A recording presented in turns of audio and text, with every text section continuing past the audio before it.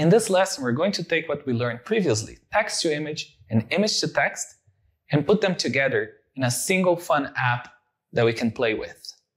In the previous lessons, we learned how to build a Gradio app for NLP applications, how to build a captioning app, and how to build a text-to-image app. So now, let's join all the knowledge that we got in the other lessons, and let's build a cool game. In this game, we're going to start with the captioning, and then from that caption, we're going to generate a new image. So let's start by doing the regular imports. And here, in our helper function, you will see that we have an empty endpoint URL here and two endpoint variables, because basically in this lesson we'll be using two APIs, the text to image API and the image to text API. So let's bring our functions from lessons 3 and 4. So we have the image to base 64, the base 64 to image, the captioner that takes an image and generates a caption, and the generate function that takes a text and generates an image.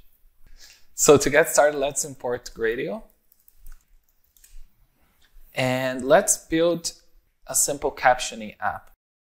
You can see here that we have the upload image, generate caption, then the generated caption output, and then from that output you have the generated image. And how do we do that? Well, essentially it's super simple with Gradio Blocks. So we use our two buttons, so button caption and button image, and each button has its own function. So the button caption will essentially call the captioner function, as the input will be the image upload and the output would be the caption, just like we did in the previous cell. But then the button image will take the output of our last function, which is the caption, we'll put it into the generate function, and then we'll output an image. So let's see how it goes. So here we'll upload an image, generate its caption, and from that caption, when I click generate image, it will then generate a new image from that caption. So see, we can do a telephone game where we upload an image, it will caption that image, we'll use that caption to then generate a new image. And you could then feed this image back into this and do a cool loop. So I would encourage you to try to do that. So take the generated image that you got and feed it back into the first image, generate a new caption, and keep doing that a few times and see if you get something different or if it always stays on theme. And that's cool, but maybe we want something more streamlined. So in a way, this is really nice because you can generate the caption, check how it looks, and then click generate image. But on another way, you have kind of two buttons. Some people might think that's confusing or too much for UI.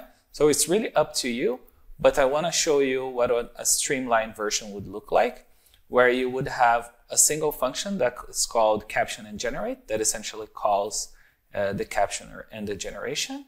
And then we do our game in a more streamlined way where you simply upload an image, press the caption and generate button, and then get the caption and the generated image all at once. So let's see how that would look like. So let me upload this image of this llama keychain that I have here in the office. And let's see what it will caption and generate all at once. Okay, so there is a small toy llama with a red ribbon on its neck. Sounds good. Yeah, so it generated this cute little llama with this kind of ribbon under its neck. And yeah, so I encourage you to maybe take a picture of something in your surroundings, or just take a picture that is in your computer of something cute and see how the captioning model and the downstream image is generated. But essentially what I wanted to show you is the difference between a streamlined model that will do the two tasks at once and a bit more complex model with like two buttons where you can generate it in 2 steps. But congratulations, you've built your first game using Gradio, and you combined what you learned from text to image to text in one very simple streamlined application. In our next lesson, you'll build a chatbot app powered by a state-of-the-art large language model.